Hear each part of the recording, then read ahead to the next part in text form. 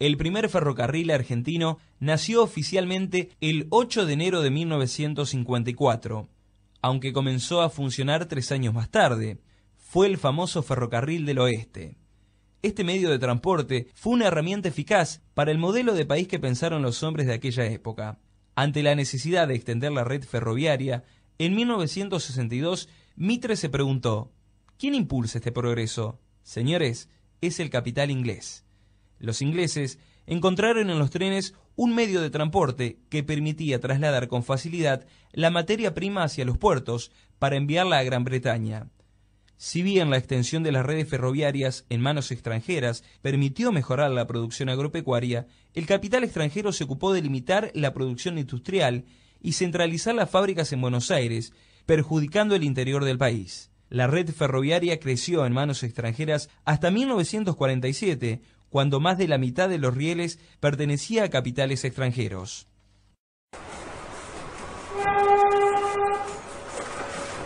El 1 de marzo de 1948, el gobierno de Juan Domingo Perón anunció la nacionalización de los trenes. El tren había dejado de ser un negocio para los de afuera, era un servicio para los argentinos. Esta estatización no significó solo el traspaso de la administración, representó el crecimiento del ferrocarril, que continuó avanzando hasta llegada a la Revolución Libertadora. Desde ese momento, el tren se caracterizó por un retroceso gradual que culminara en la década del 90 con la privatización de los mismos. Desde que la primera línea ferroviaria fue inaugurada el 29 de agosto de 1857, tenía apenas 10 kilómetros de extensión. Las vías no cesaron de extenderse a lo largo y ancho de nuestra extensa geografía nacional. La Sociedad del Camino de Fierro de Buenos Aires al oeste tenía su estación terminal en el lugar donde hoy se encuentra el Teatro Colón. Se llamaba Estación del Parque y la primera locomotora de vapor que condujo un tren fue fabricada en Inglaterra, denominándosela La Porteña. La iniciativa para su construcción y los capitales necesarios eran enteramente argentinos. Sin embargo, esta primera y exitosa empresa argentina será finalmente privatizada y vendida a capitales ingleses en 1890 por el presidente Juárez Celman, convirtiéndose en el Ferrocarril Oeste, quedando así todas las líneas ferroviarias en manos de inversores británicos, franceses y belgas. Entre 1880 y 1915, los distintos ferrocarriles se extenderán de 2.200 kilómetros a casi 36.000 kilómetros, convirtiéndose en uno de los más extensos del mundo. También después de 1908, será el Estado Nacional el que comenzará a desarrollar su propia red ferroviaria al crear la Administración General de los Ferrocarriles del Estado, atravesando zonas escasamente pobladas y vinculando extensas y ricas regiones que se hallaban rezagadas e incomunicadas. La creciente actividad ferroviaria que controlaba la vida económica de la nación requirió de gran cantidad de trabajadores, muchos de ellos especializados. Cientos de miles trabajaron y organizaron sus vidas alrededor del ferrocarril, ya que en muchos lugares antes que el jefe de policía, el juez de paz o el gerente del Banco de la Nación, los primeros en llegar fueron los ferroviarios, y muchos pueblos surgieron alrededor de las estaciones ferroviarias. Rápidamente crearon sus primeros sindicatos. En 1887 surgió la Fraternidad, el gremio de los maquinistas y foguistas ferroviarios, el primer gremio a escala nacional, y en 1912 la Federación Obrera Ferrocarrilera, FOF, que daría lugar en 1922 a la Unión Ferroviaria, uno de los grandes sindicatos argentinos.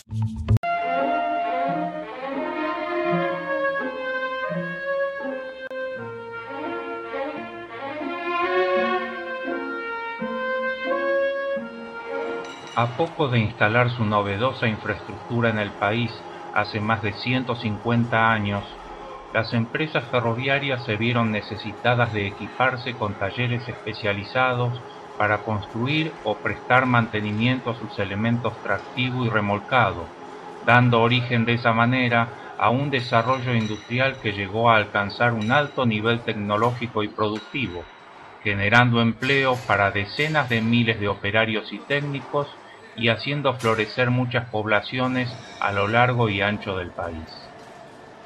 En una etapa inicial, las reparaciones se realizaban en los mismos depósitos de locomotoras donde éstas recibían el mantenimiento diario, pero con el crecimiento del parque surgió la necesidad de separar estas operaciones, construyéndose talleres especializados en la reparación pesada de locomotoras, coches y vagones. Para 1882, las compañías ferroviarias operaban los talleres industriales más grandes de la Argentina, encontrándose en capacidad de fabricar vagones y ensamblar material importado. Se diseñaban y construían coches de pasajeros y vagones de carga para abastecer de material a sus respectivas empresas, o se efectuaban modificaciones o actualizaciones al material existente. Considerando las exigencias de la gerencia de explotación, los ingenieros de cada empresa elaboraban los requerimientos que debían reunir las nuevas locomotoras mandadas a fabricar con esas especificaciones a Europa. En ocasiones eran recibidas parcialmente desarmadas, completándose el montaje en los talleres. Como Talleres Pérez, se lo conoció después de la nacionalización de marzo de 1948. Para el Ferrocarril Central Argentino se trataba de Gorton Locomotive Works. Comenzados a construir en 1912, contaban con fundición, forja, calderería, soldadura, herrería, montaje y pintura. Entre 1946 y 1948 se nacionalizaron los ferrocarriles franceses e ingleses, y a partir de allí se reordenaron las redes, pasando a formar 7 líneas distintas. En el marco del primer plan quinquenal, que abarcó el período 1947-52, se crea la Fábrica Argentina de Locomotoras, FADEL, con sede en los talleres Liniers del Ferrocarril Sarmiento, ex Ferrocarril Oeste. Allí, entre 1951 y 1953, se construyen 2 prototipos de locomotoras diésel eléctricas, Justicialista y Argentina, diseñadas por el ingeniero Pedro Sacaglio, de reconocida trayectoria como jefe de mecánica del Ferrocarril Sur, luego Ferrocarril Roca. Paralelamente se colocaban órdenes de compra a la Gans de Hungría para la provisión de coches motores para las 3 trochas y a la Wexport de Holanda para la provisión de locomotoras diésel eléctricas. En 1953 se crea AFNE, Astilleros y Fábricas Navales del Estado, a partir de 2 establecimientos preexistentes, el astillero Río Santiago y la Fábrica Naval de Explosivos de Azul. En 1954 aparece Astarza, Astilleros Argentinos Río de la Plata Sociedad Anónima, especializándose en la reconstrucción de locomotoras para todas las líneas. En 1958 inicia su actividad ferroviaria Fabricaciones Militares, fabricando y reconstruyendo vagones desde Río Tercero, sumándose en 1960 la Fábrica Militar San Francisco, también abocada a vagones, y a partir de 1971 la construcción de bogies para trocha angosta.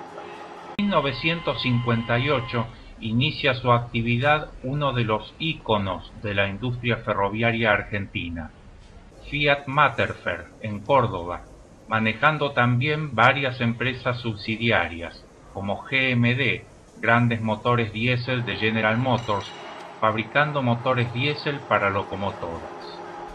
Y en 1962 se presenta el primer coche motor, el Fiat 7131. Entre